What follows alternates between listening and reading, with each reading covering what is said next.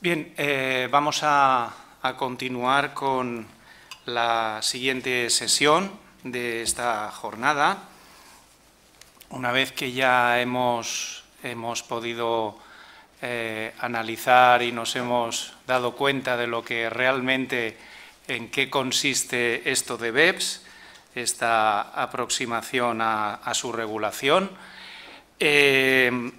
ahora lo que pretendemos en esta segunda sesión es ver pues, cuáles son algunos de los efectos prácticos que toda esta serie de medidas del BEPS pues, tiene en lo que es en general en la planificación fiscal, es decir, cómo afecta a los ciudadanos y a las empresas, a los contribuyentes en definitiva, y cómo pues, los profesionales de la asesoría fiscal pues, pueden de alguna forma incidir en todo este ámbito.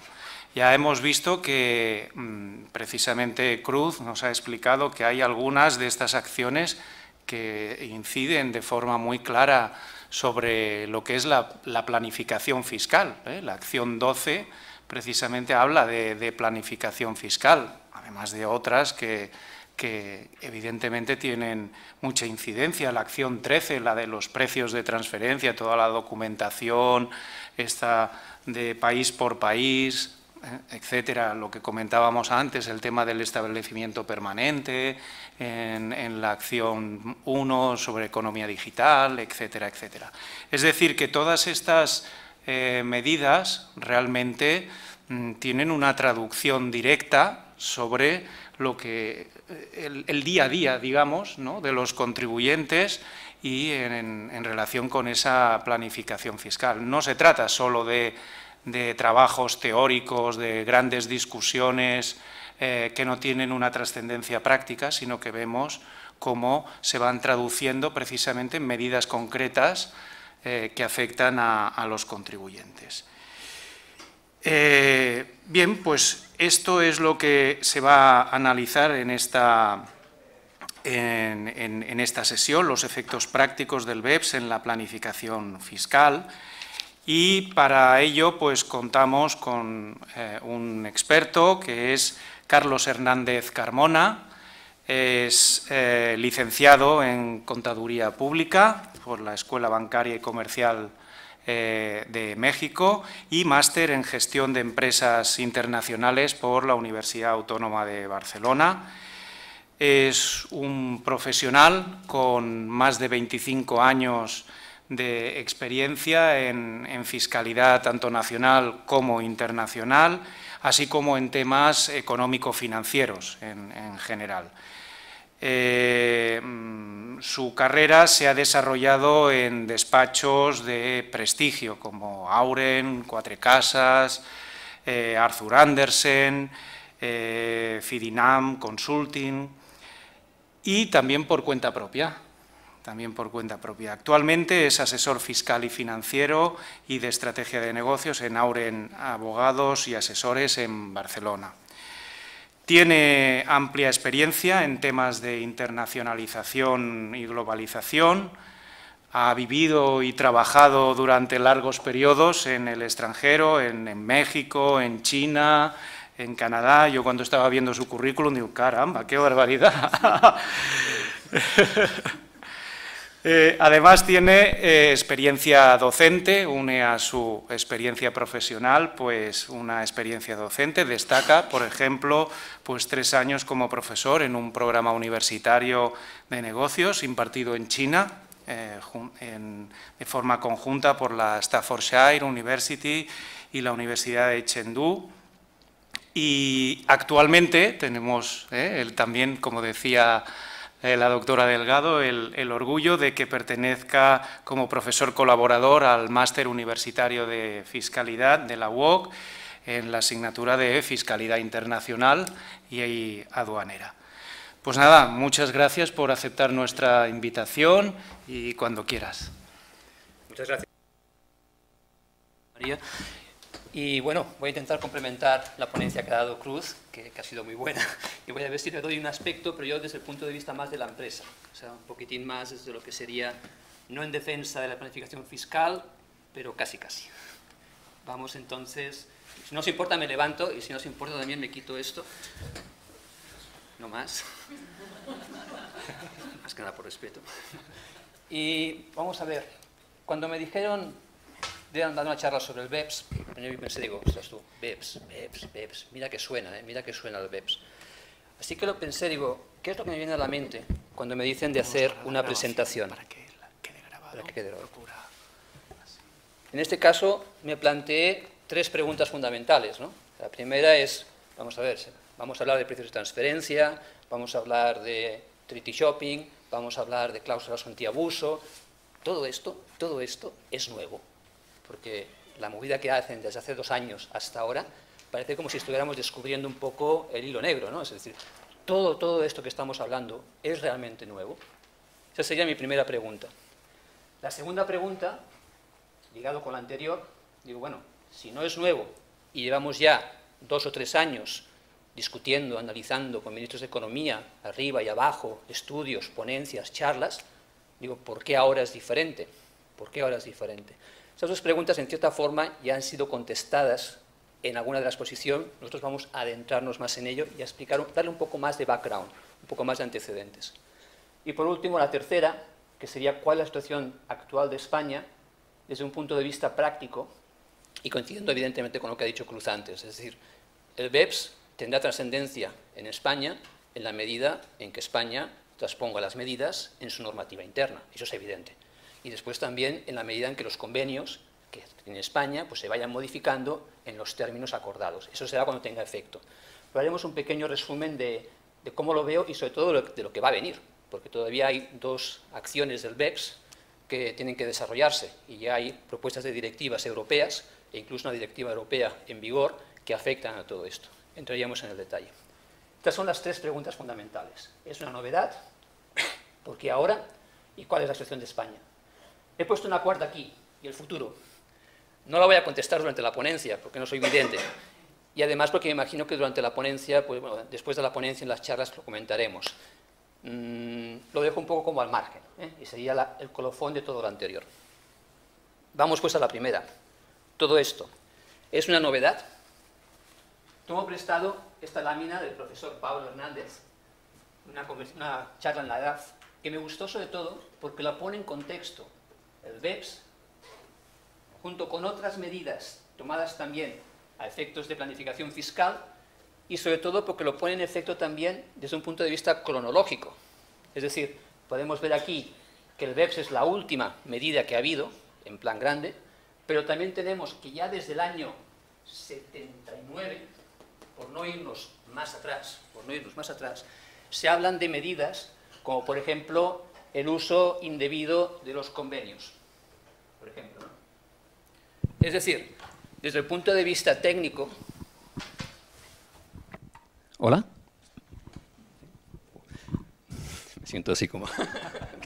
Desde el punto de vista técnico, podemos ver que ya desde el 79 y antes, no he querido tampoco profundizar mucho más, pero ya se sabía mucho de lo que estamos comentando ahora, ya se sabía, o sea, no había ninguna duda de que la planificación fiscal daba pie, sobre todo a nivel internacional, a ciertos instrumentos. Pero esto es desde el punto de vista técnico. ¿Qué se pasa desde el punto de vista social? ¿Se sabía también? Este es un chiste de Dilbert, no sé si lo conocéis. Dilbert es un caricaturista americano, bastante famoso, que hace chistes muy sarcásticos respecto a lo que es estrategia empresarial. En él podemos ver cómo en la primera viñeta se comenta The Dutch Sandwich, es decir, la que ha explicado también ya Cruz anteriormente. Y la viñeta, si veis ahí arriba, pone 2010. Es decir, como mínimo desde el 2010 ya era Vox Populi, que se utilizaban y que se utilizaba, cuáles eran los mecanismos. Al igual que el caso anterior, no quiero ir más atrás, porque no hace falta. Yo creo que es evidente que no es una novedad lo que estamos comentando. Es evidente que se hace, desde el punto de vista técnico ha habido mucha discusión, y también es evidente que a nivel de escuelas de negocios, a nivel de incluso social, se conocía. Ahora bien, ¿por qué se hace esto? Entonces me quedé pensando y digo, bueno, vamos a ver. No es porque el director financiero se levante un día de la mesa o de la cama y diga, hoy me siento animado, hoy voy a defraudar 6 millones de euros. ¿Por qué? Porque quiero. Esto no funciona así. Es decir, las empresas no son unos piratas que van en busca de dónde pueden ahí, si pueden estafar a Hacienda o si no la pueden estafar a Hacienda. Todo esto responde a una realidad económica. Para entenderlo bien, he puesto aquí la cadena de valor de Michael Porter. Michael Porter, para los que no lo conozcáis, es un gurú de estrategia que ha marcado un antes y un después en el plan académico en relación con estrategia de negocios. Y lo que viene a decir es que la cadena de valor de cualquier empresa, está compuesta por la suma de los diferentes departamentos que intervienen en dicha cadena de valor. Vemos aquí abajo todo lo que sería la parte más productiva, actividades primarias, y arriba tenemos toda la parte que da soporte, desde el punto de finanzas, humanos, etcétera, ¿no? Recursos humanos, etcétera. ¿Cuál es la prioridad de un director general? ¿Cuál es la prioridad de un director financiero? ¿Cuál es la prioridad de un director de marketing, de un director de recursos humanos, de un director de logísticas? Insisto, ellos no se levantan diciendo, yo voy a defraudar hoy. Esto no lo hace nadie. Ellos se levantan diciendo, yo tengo que optimizar mi trabajo, tengo que optimizar todas las actividades que estoy haciendo, porque la suma de toda esa optimización que vayamos haciendo es lo que hará que mi empresa se optimice y que, por lo tanto, mi puesto de trabajo se mantenga o incluso crezca. Profundizando un poco más en esto, estaría el tema de los impuestos. ¿Qué pasa con los impuestos? Desde un punto de vista de un director financiero, los impuestos es una partida más. Una partida más. Y desde el punto de vista del director general también. Es decir, está ahí, junto con todo el resto de componentes, y es una partida susceptible de ser optimizada. Claro, susceptible de ser optimizada. ¿Por qué? Aquí estaría, ellos parten de la base, que comparto, hay una doble imposición económica, es decir, el negocio se divide en dos, lo que está dentro del negocio en sí mismo, y después cuando se reparten los dividendos a los accionistas. Lo que está claro es que mientras esté dentro del negocio, forma parte de los recursos del negocio. Por lo tanto, imaginemos que una empresa, entre tener 1 millón de euros más, porque ha pagado menos impuestos, o no tenerlos, lo que puede hacer es que puede ser una cantidad puede marcar una diferencia. Puede ser todo un plan de expansión en África, puede ser todo un tema de research de un nuevo producto. Incluso vamos más allá. No es que solamente yo pueda optimizar ese dinero dentro de la empresa. Nosotros vivimos en un mundo muy competitivo, en la que las empresas están siempre innovando, siempre al borde y siempre yendo más allá de sus recursos para poder competir. ¿Qué pasa si somos dos compañías? Hacemos lo mismo, tenemos los mismos personajes, la misma actividad, tenemos todo igual, pero él paga solamente 2 millones de euros de impuestos y yo pago 6. Somos lo mismo, exactamente lo mismo. ¿Sería justo eso? Por lo tanto, desde mi punto de vista, el accionista mío me va a decir, oye, Carlos, que la competencia está en 2 millones y nosotros estamos pagando 6. ¿Esto cómo se come? Porque con 4 millones paga mi sueldo y muchas más cosas por en medio. Por lo tanto, hay una, digamos, dicotomía entre intentar pagar lo menos posible para poder tener más cash flow, tener más músculo financiero y dentro de la empresa, no estoy diciendo que el dinero se vaya hacia el accionista, dentro de la empresa optimizarlo y destinar esos recursos a crecimiento, research y todo lo demás. Y esto es lícito, Y lo digo en frente de una inspectora, con lo cual, digo, para que veáis hasta qué punto creo en lo que estoy diciendo, ¿eh? Ahora, ¿qué pasa? Que podemos tener 3 alternativas de hacer esto.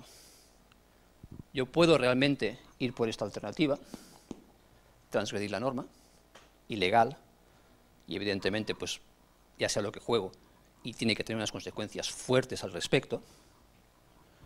Puedo aprovechar que las normas a veces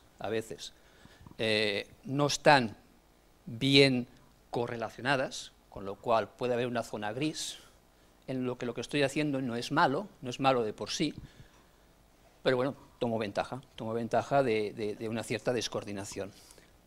O me puedo ir al tercero, que es la mejor, la normal, que es una economía de opción. Es decir, hay una serie de estructuras legales, hay una serie de temas que son perfectamente legales y que yo decido libremente, porque quiero o no, ir por un sistema o por otro. No es lo mismo, pero por ejemplo con el tema de módulos, ¿no? O sea, hay gente que decide ir por módulos y hay gente que no quiere ir por módulos. Y nadie le va a decir, es que te has ido por módulos, estafador, ¿no? Va a decir, bueno, pues es una economía de opción, evidentemente, y tú has visto por qué lo haces. Tú harás tus números y por lo tanto llegarás a la conclusión. Ergo, la planificación fiscal en sí es correcta, hasta que nos digan lo contrario, y la economía de opción en sí también es correcta. Es más, no es que sea correcta, es que casi es un deber, porque realmente, insisto, que las compañías siempre están buscando la optimización en todo, incluido aquí. Si nos metemos en temas internacionales, entonces ya, evidentemente, las posibilidades de actuación para poder hacer economías de opción se magnifican, es evidente. Este es un Boeing donde he puesto dónde se están produciendo los diferentes componentes del Boeing, componentes materiales. Ya no me meto en el tema de research, de diseño o de cualquier otra cosa, solamente componentes materiales. Y como podéis ver, es una pequeña ONU en miniatura, va desde Japón hasta Inglaterra. Pues evidentemente con todo esto, diferentes legislaciones, qué fácil, bueno, fácil, entre comillas, qué tentador es pues aprovechar las diferentes legislaciones, ¿no? Este es otro ejemplo, BMW, del año 2017, donde pone también su expansión internacional. Podemos ver que tiene 43 centros de venta, 43. Tiene 31 centros de producción, 31 plantas de producción y 16 centros de research por todo el mundo, por todo el mundo. Ponte a hacer una planificación con esto, o sea, tiene su tela, ¿no? Pero evidentemente lo que está claro es que la planificación fiscal internacional es un campo susceptible de planificación, que puede ir desde la ilusión, como hemos comentado, desde el fraude, hasta lo que serían mecanismos legítimos de economía de opción. Insisto, legítimos de economía de opción. Por lo tanto, no es nuevo, eso está claro, no es nuevo.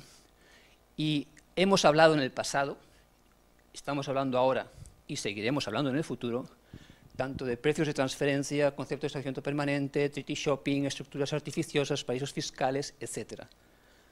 No es nuevo. Entonces, ¿por qué ahora? O sea, si no es nuevo, y no lo es, o sea, ya creo que ha quedado demostrado, espero, si no es nuevo, ¿por qué ahora? ¿Por qué en 2 años, como decía Cruz también, se ha hecho lo que no se, bueno, lo que nunca... El presupuesto puede tardar 2 años en un solo país, y en 2 años no sé cuántos países se juntan entre los que se insertan, los de la OCDE, no sé qué, no sé cuántos, y en 2 años producen 15 planes de acción y se ponen las pilas. ¿Por qué ahora? Ana María lo ha comentado hoy también, Cruz, pero vamos a ir paso a paso, más que nada por un background, porque creo que me interesa bastante antes de llegar a lo que sería la explicación de por qué hace España, que veamos de dónde venimos, cuál es el background.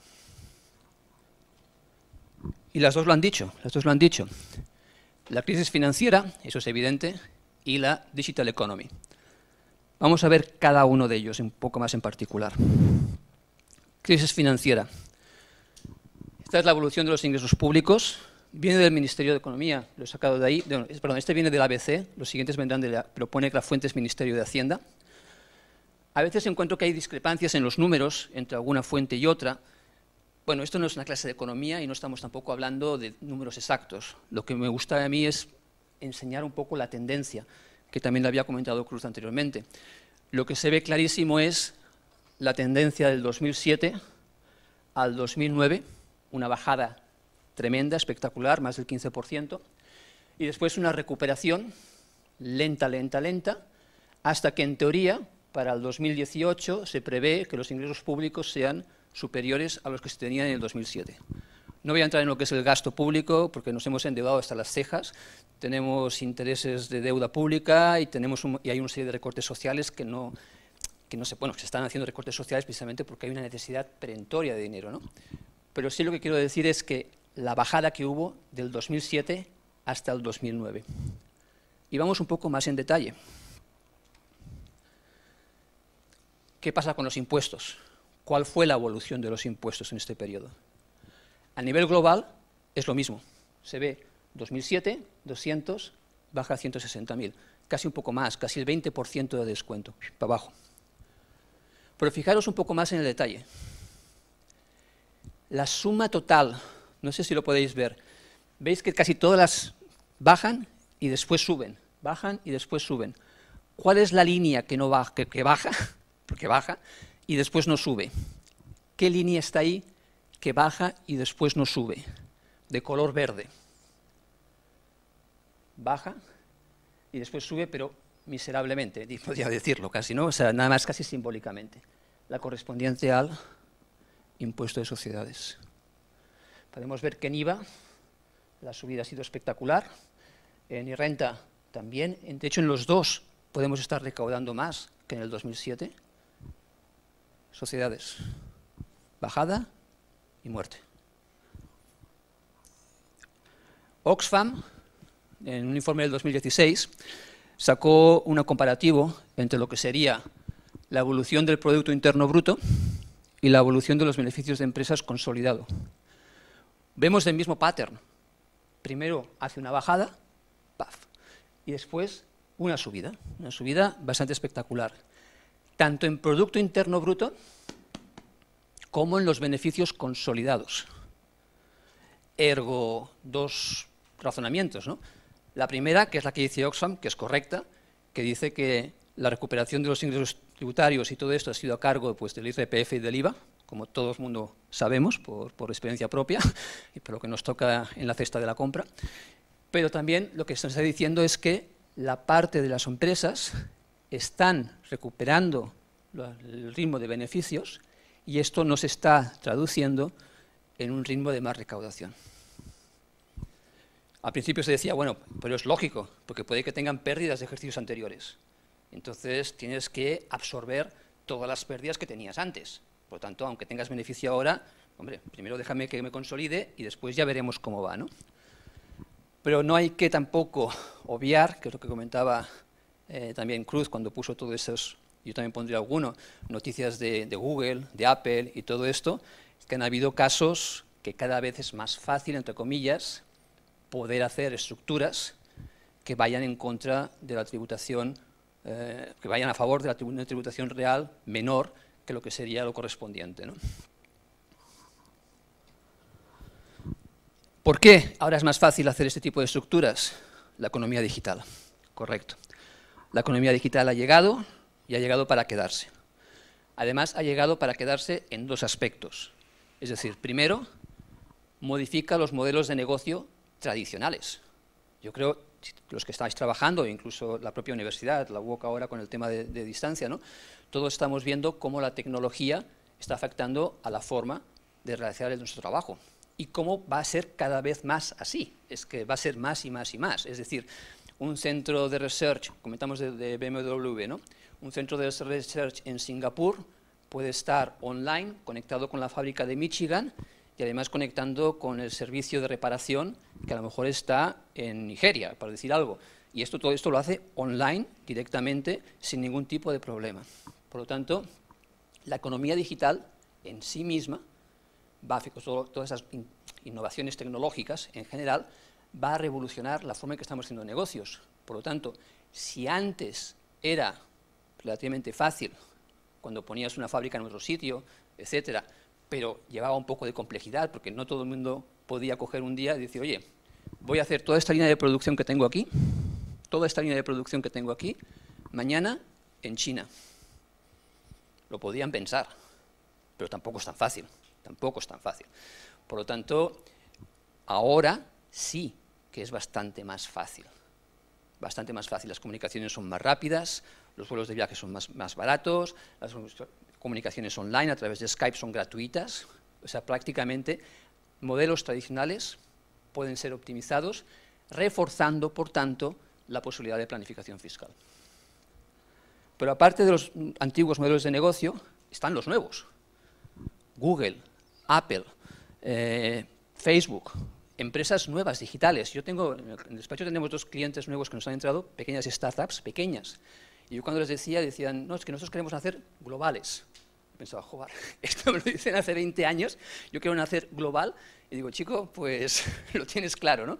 En cambio ellos no, ellos desde el principio no, es claro, es que es un BPM, un Business Project as a Service, quiero meter en la página web, y entonces es como optimizar los procesos de facturación, pero quiero que se pueda descargar desde Rusia, se puede descargar desde Inglaterra, se puede descargar desde Estados Unidos. Y ellos, es que eran 500.000 euros lo que tenían, o sea, una compañía pequeñita, pequeñita, pequeñita. Y me hizo gracia porque ya estaba pensando en nivel internacional, que además es lógico. Pero que dicen, no, es que mis clientes no van a estar en España. Mis clientes va a ser cualquier empresa de cualquier parte del mundo que cuando vaya a mi página web le interese este optimizador de procesos que tienes, se lo baje y me pague. Y esto se refleja también a nivel de empresas muy grandes. Por ejemplo, estas son las empresas, las 5 mayores empresas del mercado de valores, comparativamente hablando, desde el 2001 hasta el 2016. Las de color verde son las compañías digitales, las compañías que podríamos decir 100% digital. Y las negras son de diferentes sectores. 2001, General Electric era la primera, industrial. Exxon, petrolera. Citibank, financiera. Walmart, servicios. Y evidentemente Microsoft. Una de 5. Y además diversificado. Nos vamos al 2016. Ni una industrial, ni una petrolera, y eso que con la gasolina que está subiendo, ni eso, ni petroleras, ni financieras, ni industriales. Las cinco son digitales. Apple, Alphabet, Microsoft, Amazon y Facebook. Esto refleja, es bolsa, lo sé, y en bolsa hay mucha especulación, también es cierto, ¿eh? O sea, no podemos tomarlo como un referente. Pero sí que demuestra una realidad que hay allá, que es que la economía digital, aparte de los, insisto, antiguos modelos de negocio que están redefiniendo, aparte de esto, están los nuevos modelos de negocio que están surgiendo. Este es un ejemplo similar al que ya había enseñado Cruz, en el caso de Google, muy concretamente. Es de expansión, en el 2014 y el 2015, el impuesto realmente que acabaron pagando, 2.240.000, que representa más o menos un 3% sobre el ingreso, sobre la facturación. Muy poco, realmente. Y además, ver cómo baja de 54 la facturación, cómo baja a un resultado de 6 millones. Después veremos además cómo se ha ido, parte de todo ese importe se puede haber ido a otros sitios. Como comentaba también Cruz, y después entraremos todo el tema del BEPS, cuando surgió, se salieron muchas cifras, y ¿por qué? ¿Por qué todos los países de golpe? ¿Por qué todo el mundo empezó a ser así?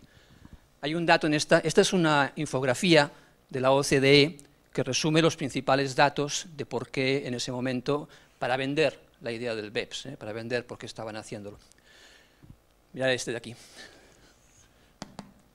Una pérdida de 4, a nivel mundial, de una pérdida del 4 al 10%, más o menos, de recaudación, entre 100.000 y 240.000 millones de dólares, que se dice pronto. Entre 100.000 y 240.000 millones de dólares. Y después el hecho flagrante, que comentamos, por eso hacía la comparación con Rafael en cuanto a las empresas. Si tenemos mismas empresas, mismo sector, misma actividad, y resulta que él paga menos porque ha sido más listo y además se ha buscado la vida, y yo, como burrito, hago todo lo que tal, y hay una diferencia, pues el agravio comparativo que puede existir. Generalmente las compañías multinacionales tienen una tasa de impuesto efectiva, un effective tax rate, de 4 a 8.5% más baja que las nacionales. O sea, hay un efecto comparativo también, no es únicamente el efecto de recaudación en Hacienda, es que además, entre nosotros, yo me quedo fuera de juego, sinceramente. No voy a entrar mucho en detalle en la cronología, porque ya lo ha explicado también Cruz. Lo que sí es cierto es que la he puesto aquí por la celeridad. Noviembre del 2012 se reúnen los ministros de Finanzas. Noviembre del 2012. Enero, febrero, 2 meses. 2 meses, la OCDE ya presenta un informe. En 2 meses. Y después, en el mismo mes, se reúnen y se echa a andar. y 2 años después ya tenemos 15 acciones. Joder, esto te deja, como mínimo te deja sorprendido. Y más, insisto, no siendo un tema nuevo. No siendo un tema nuevo. Por lo tanto, vuelvo a vez lo que comentábamos al principio. Porque ahora, está clarísimo, hay menos dinero para los gobiernos, todavía estamos en crisis. Mucha gente podrá decir, no, es que el 2007 me queda lejos, o 2008 me queda lejos. Antes comentábamos en Petit Comité, ¿no? Más que una cosa visual de golpe y fuerte, ha sido en sordina, pero todavía estamos en la crisis. Y esto se nota, se nota. Y después el miedo, el pánico a lo que la economía digital va a conllevar. Porque evidentemente, si estamos así con lo que tenemos, imaginaos cómo podemos estar con lo que nos viene. Estas serían las dos conclusiones. Ya ha comentado también ella las 15 acciones en los 3 grupos que comentó y con las 2 sueltas. Me gustó esto de inicio y de clausura, ¿no? Queda como más así. No sé si lo hicieron expresamente, pero sí, queda bien, el 1 y el 15 para cerrarlo. Y los grupos, evidentemente, coherencia, sustancia, que es lo que comentaba, y que volveremos otra vez, porque liga con la economía de opción y todo esto, sustancia, es decir, que responda a una operación real, porque, insisto, por quinta, sexta, y si hace falta por 100ª vez, la planificación fiscal no está prohibida, no está prohibida, hay una economía de opción. Lo que está prohibido es hacer cosas malas, o jugar con las leyes, Por lo tanto, ¿dónde puede estar un elemento diferenciador que nos podamos poner de acuerdo? Evidentemente en la sustancia. Evidentemente en si lo que estoy haciendo responde a una operación real o lo que estoy haciendo es una operación artificial. Ahí es donde entraremos más en detalle y por donde podemos discutir quizá algo más. El BEPS tiene como mínimo una serie de estándares mínimos, es decir, aunque las 15 acciones es cierto que tienes que transponer en tu normativa, pero digamos que si te quieres incluir en el BEPS, te obligan como mínimo a que unas de las medidas, los estándares mínimos, los hagas. Que sería la 5, la 6, la 13 y la 14. Estas por mínimo. Ahora, hay otras que pueden ser enfoques comunes, lo charlamos, y hay otras que pueden ser nada más como recomendaciones, mejores prácticas. Cierto, la OCDE, todo esto no tiene valor vinculativo, pero hombre, si te juntas a mi grupo, pues haz lo que hemos quedado en hacer, ¿no? Entre comillas, pero no tiene sanción, o sea, no tiene fuerza para hacerlo. Y al final estamos en que realmente tiene que ser el Estado el que lo transponga a su normativa interna. Como todo esto iba muy rápido, pero Hacienda, la Unión Europea, pues pensaba que iba todavía lento, entonces decidieron poner a nivel de fraude de ley y todo esto, decidieron pues darle la guinda, ¿no? Dicen, oye, pues ya que llueve, pues vamos a ponerle la guinda al pastel, y sacaron a nivel de Unión Europea, evidentemente, el Anti-Tax Avoidance Package, y después sacaron el Anti-Tax Avoidance Directive, o sea, una directiva que abundaba en varios aspectos del BEPS, directiva, por lo tanto, obligación de transponer. Ahí ponían una serie de medidas ya del propio BEPS, y ponían 2 nuevas, porque decían, oye, por si acaso no ha quedado claro, ahí van 2 nuevas y adicionales. Ponían, por un lado, el impuesto de salida, como una recomendación. Como en España, ya veremos, somos de los más animados en transponer normativas que limiten, pues lo hemos recogido inmediatamente en el artículo 19.1 de la ley. De hecho, ya lo teníamos antes, pero bueno, está ahí metido ya, no hay ningún problema. Por lo tanto, si una empresa cambia de residencia fiscal, tendrá que tributar por la diferencia entre el valor de mercado de lo que se está llevando y el valor fiscal de lo que tenía, a no ser que esté en la Unión Europea. Bueno, hay unas esas técnicas que no vienen al caso, pero digamos que es para reforzaros un poco la idea de cómo quieren luchar por diferentes aspectos, ¿no? Y después también proponen una norma general contra prácticas abusivas, que recoge esencialmente lo que pone el BEPS, es decir, lo que hemos dicho antes. Oye, si vas a hacer algo, que sea porque hay un tema económico, o sea, porque realmente procede. No me digas que vas a hacer, y parodio, tienes el research en Holanda, vas a vender en Suiza y te vas a poner una cosa intermedia en Namibia. No tiene sentido, es artificioso. Lo que pasa es que a nivel nuestro, a nivel de ley de tributario interno, ya tenemos el artículo 15 de la Ley General Tributaria, ya lo tenemos. Y de hecho, en el artículo 15 de la Ley General sean notoriamente artificiosos o impropios. Por lo tanto, también estamos cubiertos. No sé si al final acabarán transponiendo o no lo que dice la directiva, pero yo creo que ya lo tenemos y si hay algún cambio será cambio que no afecte. Por tanto, la inspección está bien pertrechada en cuanto a poder atacar operaciones que sean artificiosas y que por lo tanto no respondan.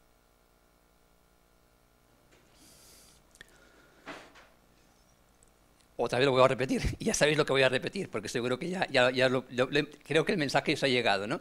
La economía de opción no está prohibida, la planificación existe, y de hecho somos tan así, en el medio español, que podemos decir, o es que Suiza, o es que Holanda, o es que tal, o es que España tiene un régimen que se llama Entidad de Tenencia de Valores Extranjeros, que permite a una empresa que tenga filiales en países extranjeros recibir dividendos sin tributar y después repartir los dividendos a un no residente sin tributar. Y es una estructura que se utiliza en planificación fiscal internacional. Y es válida, y está en nuestro organismo. Este es otro de los temas que me gustaría también apuntar. Es decir, las administraciones, en el plan de acción del BEPS hay una acción al respecto, ¿no? Las administraciones están peleando también por atraer inversión. Por lo tanto, el tema fiscal, como saben que es un tema delicado para las empresas, muchas administraciones lo que hacen es, tú vente, y de alguna forma u otra te daremos alguna ventaja. El régimen de EDBE no ha sido discutido a nivel de nuestros peers, ha sido aceptado. Por lo tanto, y es cierto que nuestra normativa especifica de forma muy clara que tiene que tener los suficientes medios personales y materiales. Por lo tanto, es una estructura, insisto, una estructura legal.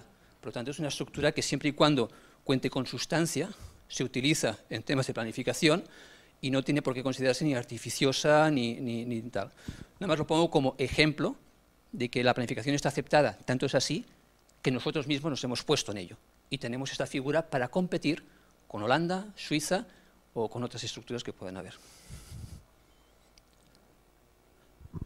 Bueno, ahora con las dos primeras yo creo que ha quedado claro, pienso, de que por un lado no es nuevo, y por otro lado el porqué, que también nos dice la seriedad del tema y también nos indica un poco respecto al futuro, porque realmente al haber estos dos motivos, el económico, la crisis, y la economía digital, podemos ya augurar que esos dos motivos seguirán. La crisis está y no se prevé que volvamos a... O sea, se ve que se va a quedar y que va a costar muchísimo salir de ella si es que salimos, y la parte de economía digital viene muy grande. Por lo tanto, esto viene para quedarse, digamos, entre comillas, ¿no? Viene, se ha movido todo y probablemente vaya más. España, dentro de este contexto, ¿dónde jugamos? ¿Somos renuentes? ¿No somos renuentes? ¿Nos hemos apuntado al carro? ¿Nos hemos bajado? De una forma empírica, esto no es jurídico, ¿eh? Esto es para... Yo cuando quise explicar, digo, bueno, cuatro canastas me pongo en la cabeza donde poderlo. Seguramente a nivel técnico habrán algunas que no, otras que sí, pero yo desde el punto de vista conceptual digo, tengo 4 canastas, ¿dónde meto las directivas? ¿Dónde meto las acciones? Pues la primera es en proceso, es decir, que se están cociendo y que de ahí pueden salir directivas o recomendaciones que se adapten prontamente. Después están las incorporadas, que de alguna forma u otra ya se han comentado, podremos ir más rápido que menos, pero bueno, que ya han sido incorporadas a nuestra normativa, ya sea mediante modificación del articulado de la ley directamente, o como también decía Cruz, ya sea haciendo mención a las directrices, a lo que serían el consenso, los criterios de valoración de las, por ejemplo, en precios de transferencia. Después vendría todo lo que son los convenios. ¿Cuál es la diferencia? En incorporadas soy yo mismo el que me lo guiso y me lo como, y por lo tanto lo meto dentro de la ley. En los convenios necesito forzosamente negociar con otras partes. Por lo tanto, tengo voluntad de hacerlo, pero la otra parte también tiene que querer, porque si no va a haber aquí una discusión.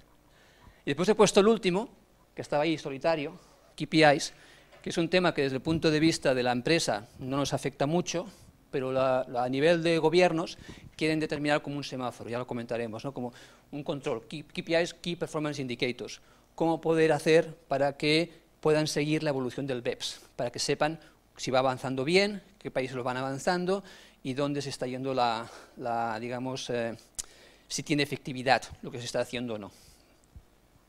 Vamos a comentar los 4 grupos un poco por encima. En proceso. Tiene narices, pero La primera que está en proceso es la primera que lo originó. Tiene narices, ¿eh? La economía digital. La que se ha montado con la economía digital, la que ha puesto todo el mundo patas arriba, y es la que todavía no tenemos claro cómo va a hacerlo. A estos efectos todavía no tenemos claro. ¿Por qué? Pues evidentemente porque es un tema de mucho dinero y porque hay muchas influencias al respecto, muchísimas influencias. Sí, que se prevé que el informe definitivo llega en el 2020, se dice.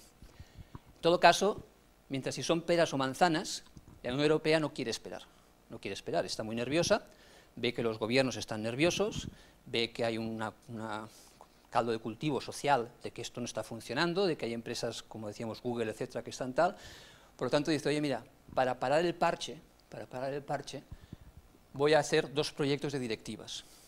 Por tanto, en este momento, la Unión Europea, de forma unilateral, no dentro del BEPS, pero respondiendo a los criterios del BEPS y respondiendo a los criterios de lo que se está discutiendo hasta ahora, es decir, recoge todo esto, o sea, no se lo ha sacado de la noche a la mañana, pero sí que está proponiendo 2. La del Digital Service Tax y otra, la del Significant Digital Presence. Digital Service Tax sería un impuesto rápido, un impuesto. Dice, oye, mira, para que la gente no se me ponga nerviosa, lo que podemos hacer es, vamos a grabar actividades publicitarias online, transmisión de datos, explotación de plataformas digitales que favorezcan la interacción directa, Dicho al revés, porque casi a veces vale más leer la excepción que no lo que van a grabar, ¿no? Dices, ya puestos, dime lo que no vas a hacer y será más claro, ¿no? Dice, no se van a ver afectadas venta de contenidos digitales, medios de pago por Internet, venta por Internet business to clients, o crowdfunding o servicios regulados. Esta es una medida rápida, y consiste en un 3%. Dicen, oye, un 3% sobre los ingresos. Y ya está, nos quitamos del problema. ¿Para quién? Para empresas que facturen más y que facturen más de 50 millones de euros en Europa, en la Unión Europea. Esas compañías sería un impuesto único, sería un impuesto autoliquidable, dicen que es sencillo, y sería un one-stop shop, es decir, lo pagan en un país y este país después distribuye entre todos los demás países. Sería la primera vez que haríamos como un impuesto comunitario al tema, ¿no?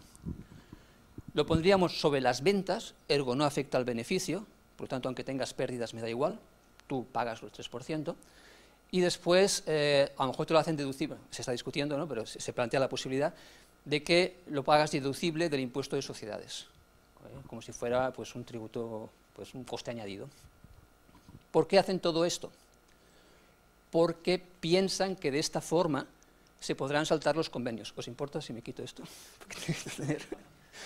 De esta forma se podrán saltar los convenios. Es decir, el convenio lo has de modificar cuando es impuesto sobre la renta o es un impuesto directo.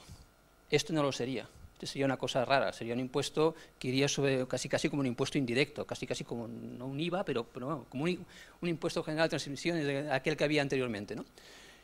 Y creen que de esta forma podrán aplicarlo a compañías que sean no de la Unión Europea, con las que se tenga convenio, pero que claro, como esto no está regulado dentro del convenio, pues a lo mejor hay una puerta de salida y lo pueden meter. Todo esto son 5.500 millones de euros que se espera recaudar de esta medida. Que después me he quedado un poco así, porque cuando estábamos tomando café me han dicho de la medida esta de maternidad que nos puede costar 6.000, y digo, mira, lo que ingresas, para allá, se va directo, ¿no? Pero 5.500 millones de euros a nivel europeo, Es un impuesto provisional, no gusta, es únicamente para que la gente esté tranquila. ¿Cuál es la que gusta más? ¿Cuál es la solución que están proponiendo o por dónde quieren ir? Ellos quieren ir por el Significant Digital Presence, que ya habéis comentado, comentaste el tema de Dell, que es de hardware, pero también se quiere aplicar para temas que sean interesantes. Va por ahí el tema, va por ahí. Establecimiento permanente en el caso de compañías digitales. Aquí serían considerados prácticamente todo, software, ventas, mantenimiento, etcétera. De hecho, lo único que te excluyen básicamente son noticias de radio y televisión, telecomunicaciones, servicios que se plasmen en un soporte físico, servicios profesionales online, tipo abogados, consultores, financieros, e-learning. O sea que, para menos los de aquí, estamos más o menos protegidos por el momento, ¿no? ¿Y cuál sería la idea? Hombre, un poco ya lo habíais comentado, es decir, considera que hay un establecimiento permanente, aunque no tengas presencia física. ¿Por qué? Porque el valor viene de la explotación de los datos, de cómo tú obtienes los datos entre los usuarios. Por lo tanto, que los nuevos criterios de valor sean, por ejemplo, pues el número de usuarios que tienes, o que sean, por ejemplo, cuánta gente está interactuando, ¿no? Cuántos feedbacks, cuántos comments, cuántos likes, cosas de ese tipo que permitan hacerlo. La idea sería entonces hacer un profit allocation, es decir, considerar que hay como un establecimiento permanente de esta empresa aquí en España o en cualquier otro sitio, y que por lo tanto le vamos a asignar un valor. ¿Cómo se lo asignamos? Es decir, con una moneda al aire, ¿no? No, ¿cómo se lo asignamos? Analizando el valor, analizando la cadena de valor. O sea, habría que un profit split, digamos, utilizaríamos este criterio. Tendríamos que ver toda la cadena de valor y decir, bueno, vale, tú haciendo todo esto ganas, no sé, 100.000. Pero ahora vamos a ver, ¿dónde viene realmente? ¿Qué es la parte más importante? Oye, la parte de la obtención de los datos te lleva el 50% de lo que tú has hecho, no sé qué, no sé cuántos, pues a lo mejor conseguir que el beneficio, 50% sea aquí. O sea, hacerlo de esta forma. ¿A quién aplicaría? Aplicaría a empresas que en un país tuvieran más de 7 millones de euros de ingresos, que tuvieran más, o, aquí sí que es o tuvieran 100.000 usuarios, o tuvieran 3.000 contratos. ¿Cómo determinar los ingresos y los usuarios? A través del IP, a través de geolocalización y a través de la identificación propia poderlo determinar. Y los contratos sería pues donde tú estás residiendo, o sea, si estás residiendo en un país, tal. Estas son dos propuestas. Nada más quedaros con la idea esta de que, lo más importante, la economía digital, lo que ha provocado, digamos, el detonante, es lo que todavía no está claro y no está encima de la mesa. Y que esto es una especie de parche que vamos a poner, parche impuestos, y que es lo que se quiere, pero que es lo más difícil. ¿Por qué? Como comentaba Rafael antes, cuando estábamos comentando la pregunta que le has hecho a Cruz, por los convenios otra vez. Porque esto hay que tocar convenio. Y por lo tanto es donde puede haber bastante más follón. No se tiene todavía claro cómo lo van a hacer. Además, hay gente que se está resistiendo, sobre todo Estados Unidos, bastante al respecto, y no lo ven claro, no se ve claro, ¿no? Entonces hay un ánimo de hacerlo, pero todavía lento, piano, piano, y ya llegaremos. Dentro también de lo que serían cosas que se están cociendo, hay una segunda acción, es la acción número 12, la comunicación de planificación fiscal agresiva. Por lo que nos afecta a nosotros, como asesores, esta sí que nos da miedo, sí que nos da, bueno, no miedo, pero digamos, vaya, que se han fijado en nosotros, ¿no? También que vivíamos, ¿no? Se ha publicado una directiva, esta sí ya es directiva, el 5 de junio del 2018 se publicó la directiva, por lo que se obliga a los llamados intermediarios fiscales a suministrar determinada información sobre operaciones transnacionales con trascendencia fiscal. Los estados deben de transponerla, lo que decía Cruz, o sea, evidentemente la has de poner, pero lo van a hacer porque es directiva, o sea, habrá variaciones, pero lo tienen que hacer. Tienen que hacerlo antes del 31 de diciembre del 2019 y la tienen que aplicar en julio del 2020. Intermediarios. Joder, esto parece como comisionistas, ¿no? Parece como tal. ¿Contra quién es? Perdón, ¿contra quién es? ¿Quiénes son los obligados a declarar? ¿Quiénes son los obligados a comunicar? A veces me sale el subconsciente. A ver, tenemos a quién se considera intermediario. Uno sería, básicamente, pues el asesor. Cualquier persona, ya empezamos bien, cualquier persona que diseñe, comercialice, organice, ponga a disposición para su ejecución o gestione la ejecución de un mecanismo transfronterizo sujeto a comunicación. Cualquier persona que diseñe o sea, cualquiera de estos componentes. Evidentemente, esta es la figura del asesor fiscal. Esta sería estamos hasta aquí, ¿no? Porque evidentemente a la que empiezas a hablar ya prácticamente ya podrías estar ahí metido, ¿no? Después viene la segunda. Dicen, oye, por si esto no era suficiente y alguien se nos escapa, no vaya a ser eso, vamos a poner otra, más amplia.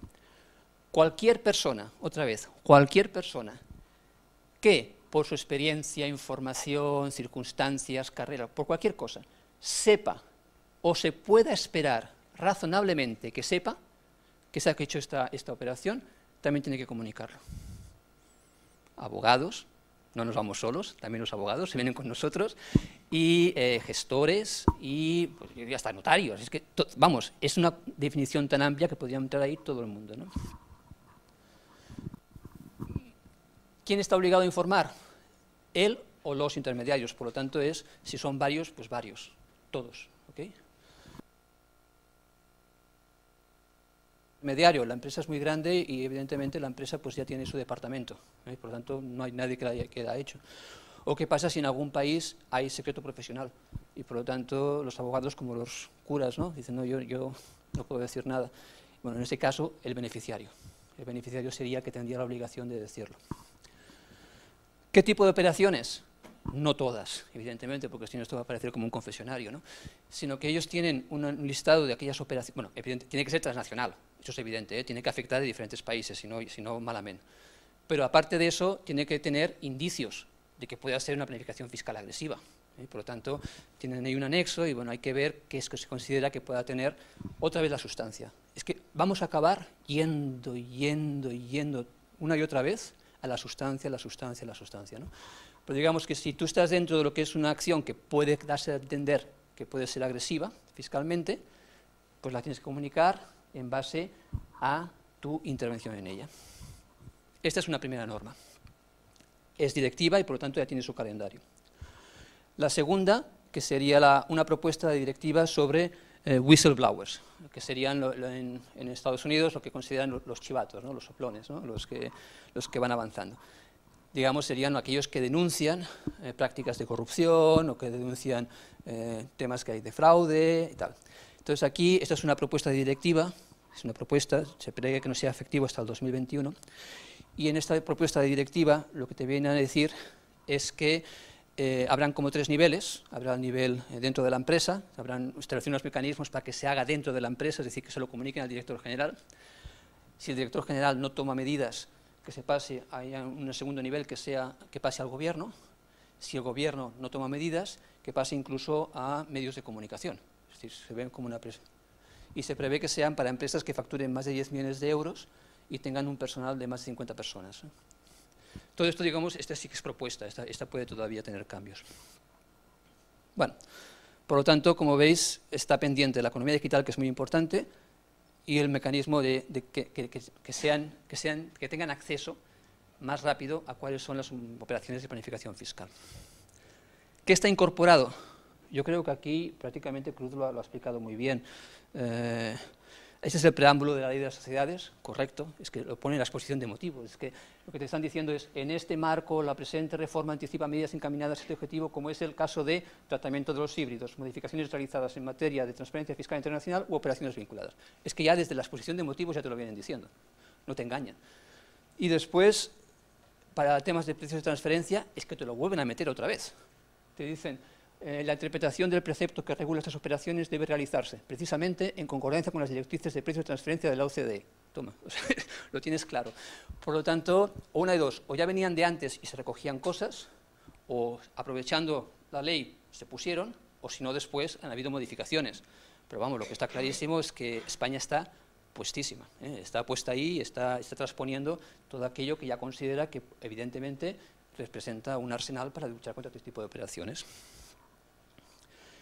He puesto en cada una de estas láminas, la parte de arriba, también en las anteriores que están aquí, vienen de la OCDE, y ahí podéis ver, o sea, podéis entrar directamente en la página web y veis las acciones, y veréis que os ponen el calendario, o sea, todo está muy actualizado. Entonces, para cada una de ellas, podéis, si queréis, acceder a los últimos documentos de cada una de las acciones.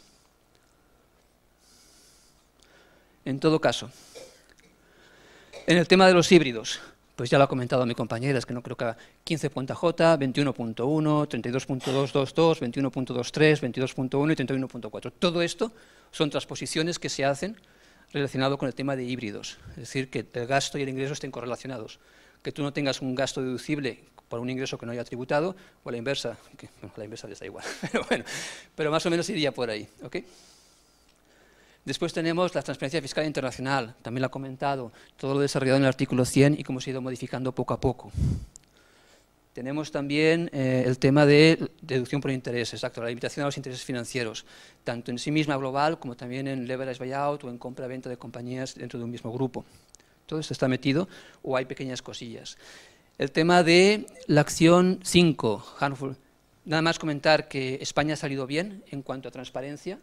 El sistema de consultas tributarias se considera que es un buen sistema, se considera que da información, se considera que es rápido. También el Advice Price Agreement, el APA, se considera que está bien instrumentado para el tema de precios de transferencia y también está bien instrumentado también para el Patent Box. Por lo tanto, España ha salido, la administración ha salido en primer lugar en ella, ¿no? Bueno, en primer lugar, en buena posición. Y después, que yo no dejo de hablarlo, o sea, insisto, EDBES, Patent Box, o sea, son medidas que están pensadas para atraer inversión de fuera, ¿eh? O sea, estamos dentro de lo que es planificación y optimización en base a criterios legales, en base a figuras legales. Después viene todo lo que es el 8, el 9 y el 10, que es transferencia, precios de transferencia, ya lo hemos comentado, ya se ha dicho, estamos en línea, vamos de la mano, vamos de la mano. Este sería la documentación, también lo ha comentado, el modelo 231, información país y país, el modelo 232, operaciones vinculadas y con precios oficiales, es que está prácticamente, lo estamos transponiendo todo, Ya tenemos el que estaba en proceso, tenemos que lo estamos transponiendo todo. ¿Qué es el tercer grupo? Los convenios. Aquí tenemos unas ganas de hacerlo, pero evidentemente tiene que ser negociado y tiene que ser por las partes. ¿Cómo voy de tiempo? ¿Hasta cuándo es?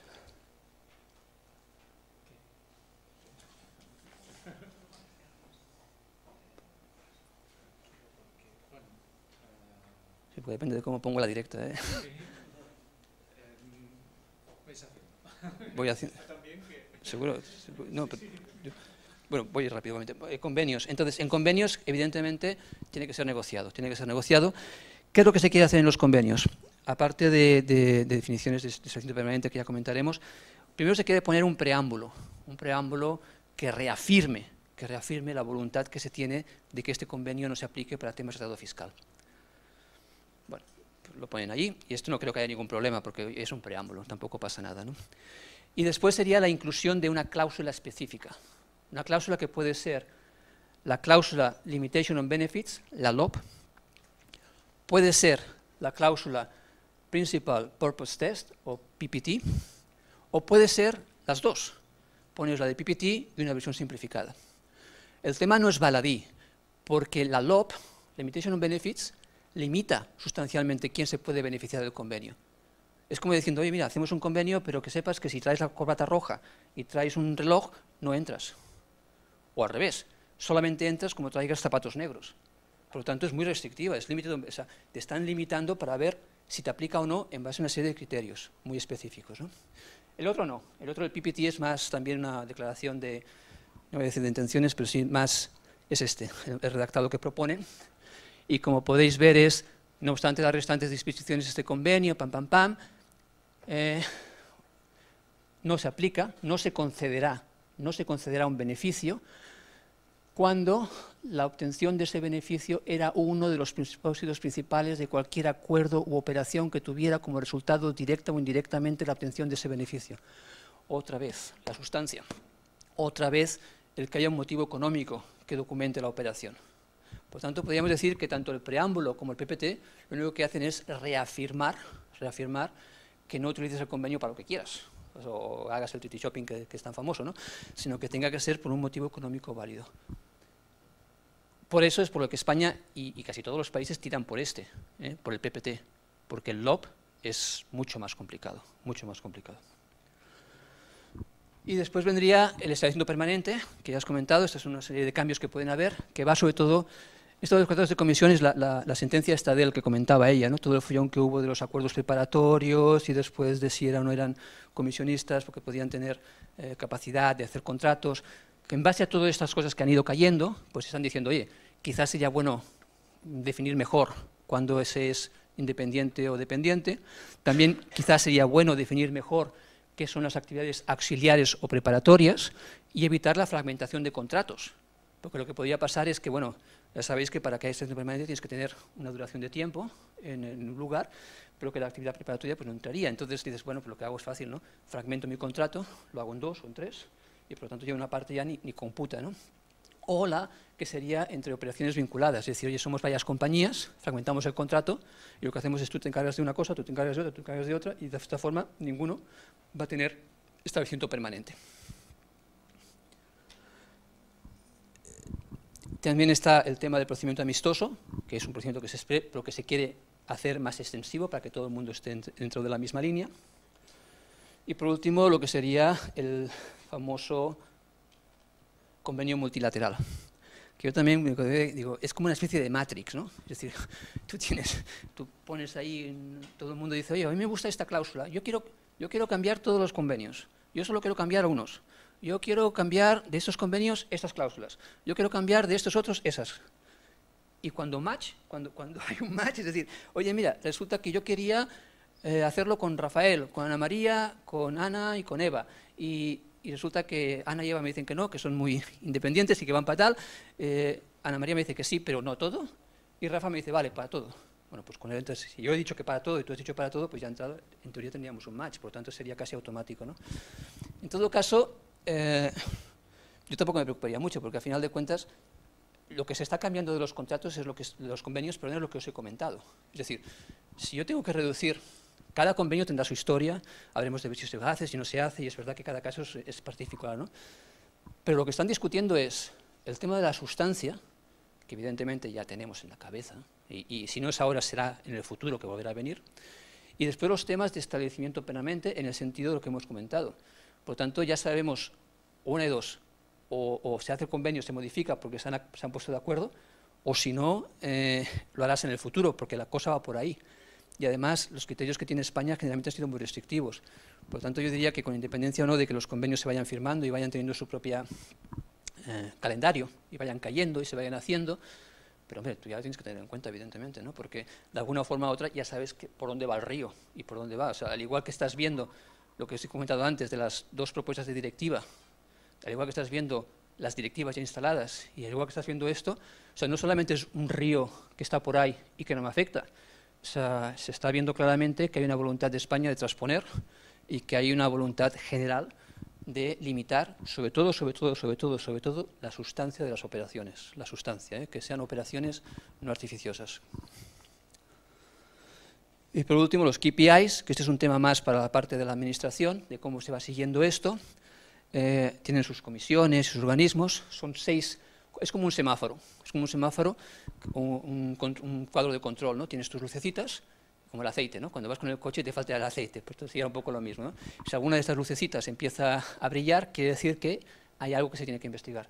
Podría ser cualquier cosa que implique que pueda haber un tema de planificación fiscal, por ejemplo, comparación de las tasas de impuesto efectiva de las filiales de las entidades multinacionales con las empresas equiparables con actividad exclusivamente doméstica.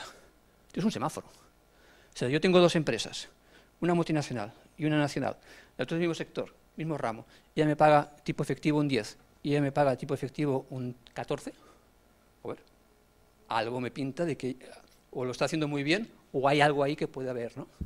O, por ejemplo, concentración de inversión extranjera directa en relación con el Producto Interno Bruto de cada jurisdicción.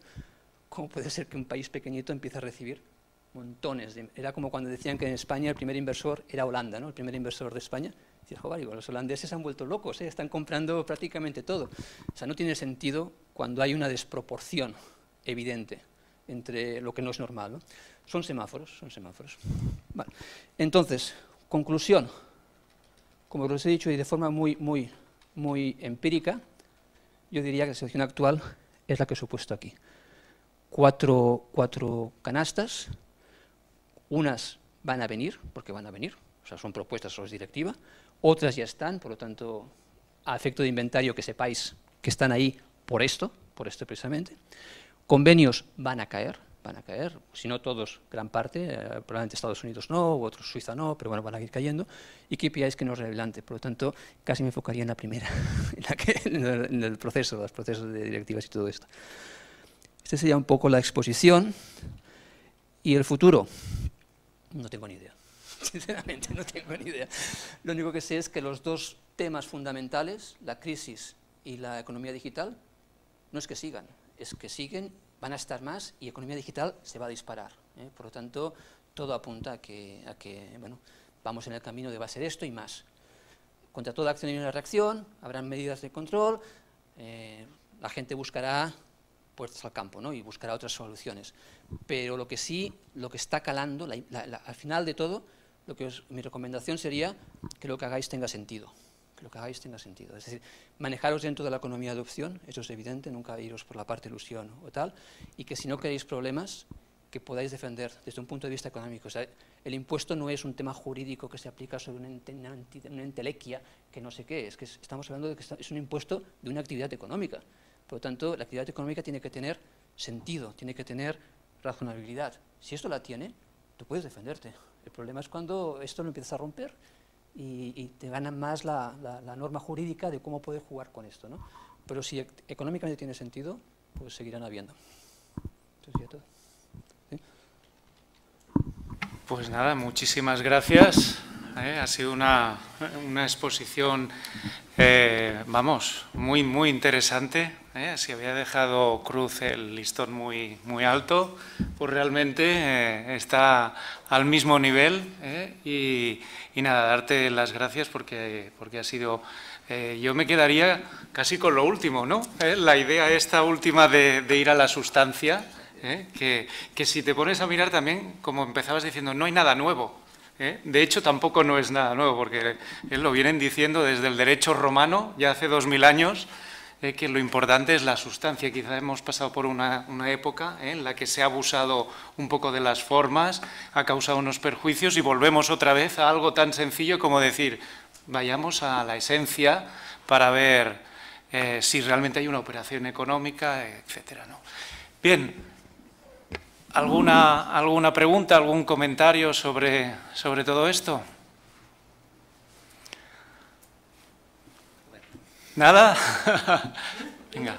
Me he quedado con la última pregunta, ¿no? Mira, espera, que te... Sí, engarzando con esta última pregunta, ¿no? Muy provocadora, ¿cuál sería el futuro también del asesor fiscal, ¿no? Porque no solo la sustancia, el entorno, la normativa, ¿no? Nacional e internacional, que le afecta, también las responsabilidades, ¿no? que apuntabas con estas directivas. Un poquito tu visión. Tú que has estado en distintos países, has trabajado en distintos despachos también, y con todo esto, simplemente, ¿cómo verías, ¿no? la profesión, el ejercicio de la profesión? Siempre se ha puesto al asesor en el punto de mira, eso está claro, ¿no? Y bueno, con estas medidas pues cada vez más.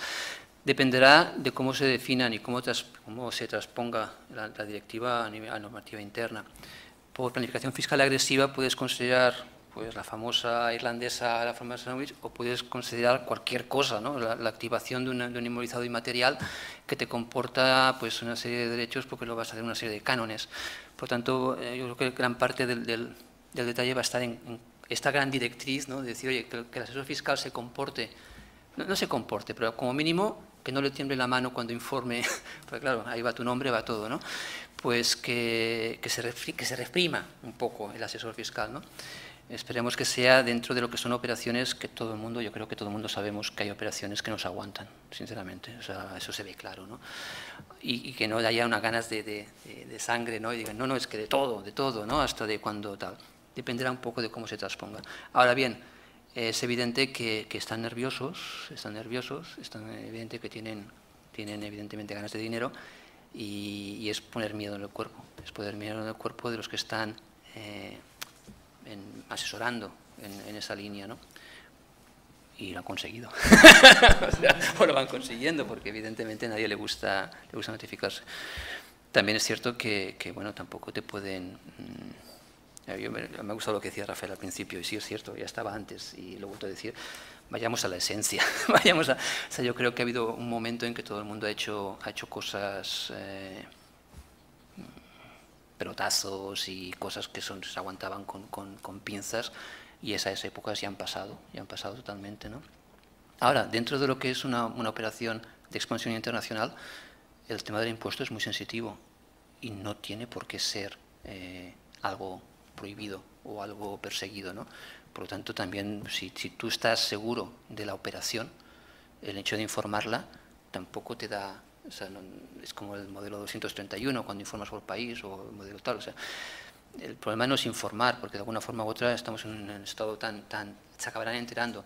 El tema está, como yo no voy a poder impedir que tú lo sepas, al menos sí que lo que puedo hacer es que lo que yo haga, lo haga en conciencia, y cuando a un cliente le voy a decir, oye, el cliente lo cojo de la mano, le voy a decir, mira chico, yo hasta mi buen saber, pero tú y yo vamos juntos porque yo iré contigo.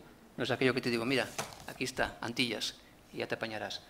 Te cojo de la mano y lo vamos a defender, y la única forma de defensa va a ser una operación que se sustente, que sea real y que la podamos poner en tal. Hay cosas que no se sustentan y por tanto no jugaríamos, en teoría, ellas. Bueno, digo yo, sí, pero bueno, esa sería un poco mi idea. Bueno, pues nada, entonces, si no hay más preguntas, procedemos ya a la clausura. Si quieres, sí, la directora clausura la jornada. Simple, unas palabras finales. Bueno, yo creo que igual ya tenemos tema para otras jornadas. Es muy interesante ver esto, ¿no? ¿Cuál es el futuro de la profesión? El tema de la responsabilidad de los asesores fiscales. Aquí has dejado, también tenemos ideas para continuar debatiendo. Simplemente, pues, esperamos que haya sido muy útil la sesión y que hayan podido aprender del tema. Y dar las gracias de nuevo a todos por haber asistido y especialmente a los ponentes. Muchas gracias y hasta la nueva jornada. Gracias.